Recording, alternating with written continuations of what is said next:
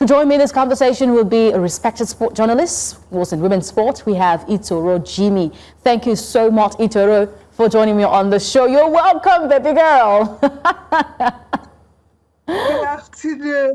Yeah, it's always a pleasure to be here. It's always a pleasure to be here, Oye. And talking about women's football, I mean, we have the preseason going on right now in everywhere. We can't wait for the season to begin. I mean, that's actually what has been taking so much time. And of course, the Flamingos, not a brilliant start, I must say, not a good start over there at the World Cup in Morocco. I don't know why this was probably why this has played out like this, but that win against Samoa is a must. They actually do need to win against Samoa in their last group game. Yes, in their last group game is a must win for them. But Itoro, where do you think they went wrong? Because this is a team that we saw them play 12 friendlies, score 50 goals, and going into this competition, we're not seeing the same team that performed excellently well at home preparing for this competition.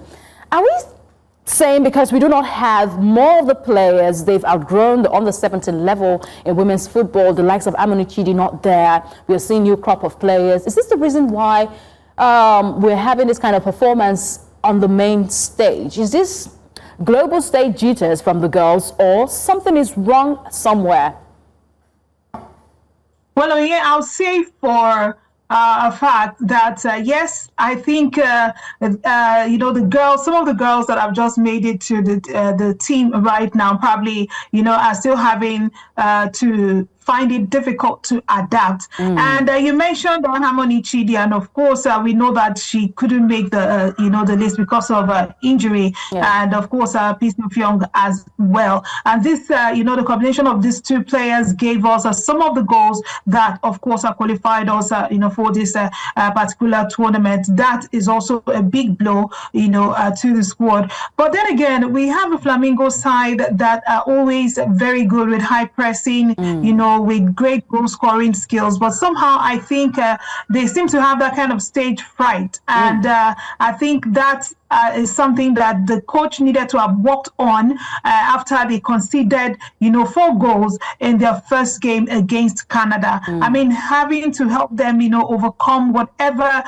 fright it was, because I mean, when you watch them play against Canada and then you watch the game they played against France, you will see that at some point there's a level of miscommunication among these players, and that is what really cost them some cost them that distraction, and ended up losing to Canada in the first place. Against France, yes, they didn't concede much, but then again, I expected them to come back stronger than they did, in that game against France. And for me, the coach still has a whole lot to do. Yes, we are saying yes. There's a likelihood for them to qualify after beating Samoa because of the result against China and Ecuador yesterday. But what then happens if we then make it to the knockout stage? Are we going to wait for another team to lose in that margin for us to qualify? Of course, we won't have that grace anymore.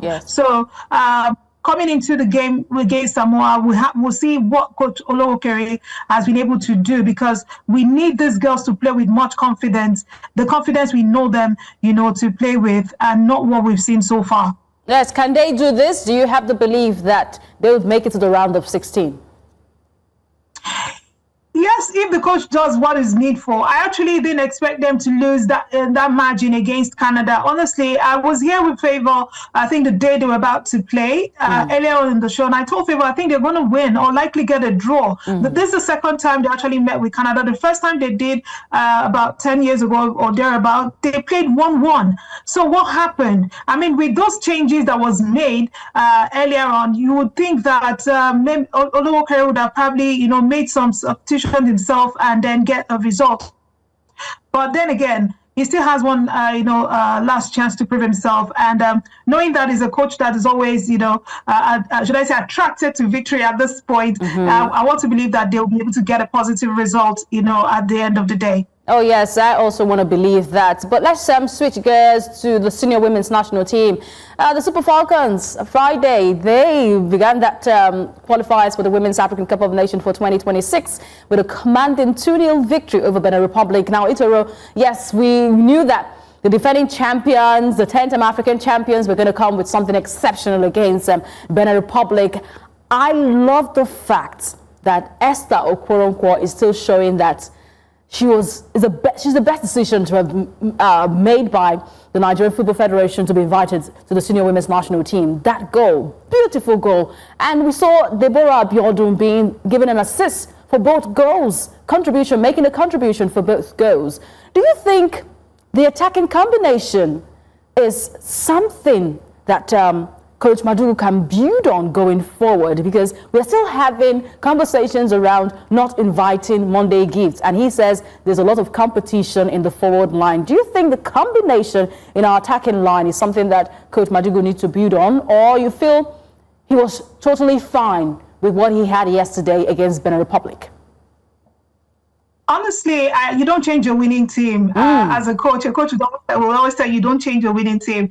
And we saw what they did, at Morocco, on the road to Mission X. Yes. You saw the combination, you saw the grit, you saw the determination. If there's something that I want to point out is the fact that I love the fact that these ladies have had the opportunity to play together and grow together. While we were preparing on road to Mission X, we were saying they didn't have enough preparation time, while others were taking advantage of the FIFA window. We did not. So we had so much fear and all that. So more or less, some of these players got to play, with each other during the tournament, and they've learned to adapt.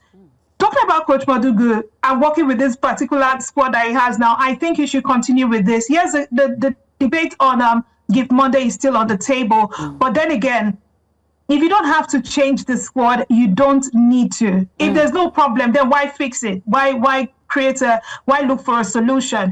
What this has also proven is that we have talented players everywhere around the world. So it means if there's a problem tomorrow, there's a Gift Monday to call.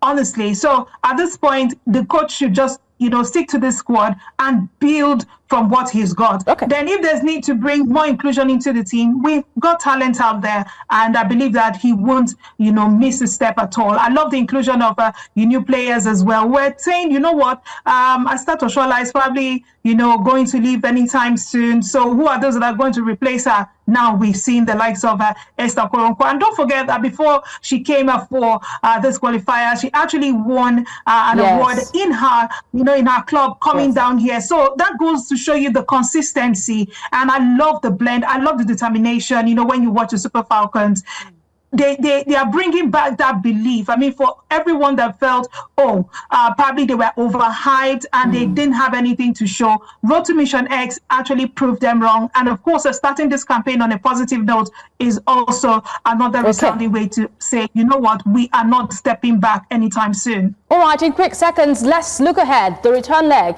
coming up in Abeokuta. How should the Falcons approach that game? Do you think they need to tweak anything? Do you think something needs to change? Maybe he changes his lineup. You said stick with the winning team. He's going to stick with the winning team. How do you think they should approach the game on home turf? They should approach it head on, honestly. I mean, no need to take chances. The fact that you're leading 2 goals, you got an away win is no guarantees. That you can go and get an away win doesn't mean you can't lose at home as well. So they should also, not be complacent at all. They should take every opportunity they've got and actually increase their goal tally. I love the fact that they started on a positive note. I want them to continue like this, Oyinye. All right, they will continue indeed. Not for the fact that they have to, but because Itoro Jimmy said so. Thank you so much.